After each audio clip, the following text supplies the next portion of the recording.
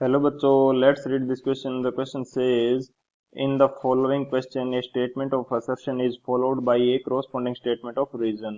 Of the following statement, choose the correct one. Option A, both assertion and reason are correct and reason is the correct explanation of assertion. Option B, both assertion and reason are correct but reason is not the correct explanation of assertion. Option C, assertion is correct but reason is incorrect. Option D, assertion is incorrect but reason is correct. Assertion: the focal length of the objective of the telescope is larger than that of eyepiece. Reason: the resolving power of telescope increases when aperture of objective is small. तो इस question के अंदर हमसे क्या बोला है कि assertion दे रखा है एंड रीजन है, तो इनके अकॉर्डिंग हमें करेक्ट ऑप्शन चूज करना है. असर्शन के अंदर हमें दे रखा है कि जो टेलीस्कोप का ऑब्जेक्टिव लेंस होता है इसकी focal length greater than eyepiece lens होती है.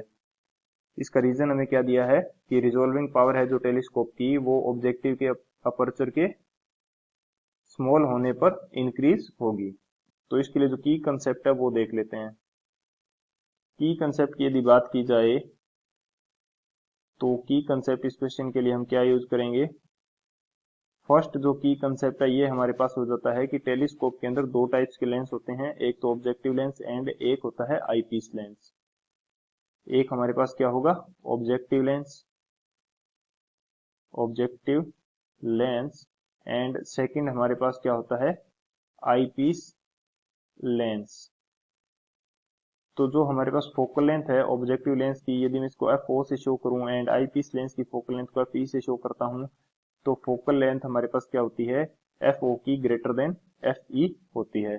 एंड साइज जो है ऑब्जेक्टिव लेंस का ये भी हमारे पास क्या होता है, ग्रेटर देन आई लेंस होता है. साइज भी हमारे पास क्या होगा, greater than eyepiece lens होगा. तो ये हमारे पास हो गया फर्स्ट की कंसेप्ट. एंड सेकंड की कंसेप्ट जो है ये हमारे पास क्या हो जाएगा, रिजॉल्विंग पावर जो होती है टेलीस्कोप की ये डायरेक्टली प्रोपोर्शनल होती है अपर्चर ऑफ ऑब्जेक्टिव लेंस के. रिजॉल्विंग पावर ये हमारे पास क्या होती है, directly proportional to the aperture of objective lens. Objective lens के अपर्चर के डायरेक्टली प्रोपोर्शनल होती है. तो ये दो हमारे पास हो गई की कंसेप्ट. इन दोनों की कंसेप्ट की हेल्प से इस क्वेश्चन को सोल्व करते हैं.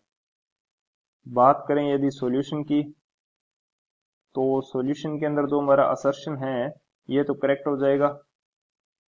जो असर्शन है ये हमारा करेक्ट हो जाएगा क्योंकि फर्स्ट की कंसेप्ट के अकॉर्डिंग जो हमारे पास focal length of objective lens होगी ये ग्रेटर देन आईपीस लेंस होगी टेलीस्कोप के लिए. तो असर्शन हमारा करेक्ट हो गया, लेकिन जो रीजन है ये हमारा इनकरेक्ट हो जाएगा क्योंकि जो रिजॉल्विंग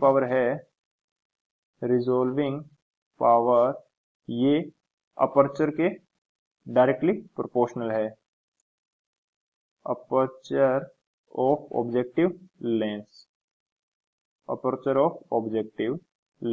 ये इसके डायरेक्टली प्रोपोर्शनल है. यदि अपर्चर या साइज हमारे पास क्या है, ज्यादा है, तो हमारे पास रिजॉल्विंग पावर क्या होगी, ज्यादा. यदि अपर्चर ज्यादा है तो जो रिजॉल्विंग पावर है ये भी हमारे पास क्या होगी, ज्यादा. लेकिन हमें स्टेटमेंट यानी रीजन के अंदर क्या दे रखा है कि रिजॉल्विंग पावर ज्यादा होगी यदि अपर्चर क्या है, स्मॉल है. तो जो हमारा रीजन हो जाएगा ये है इनकरेक्ट. रीजन हमारा इनकरेक्ट है, असर्शन हमारा करेक्ट है.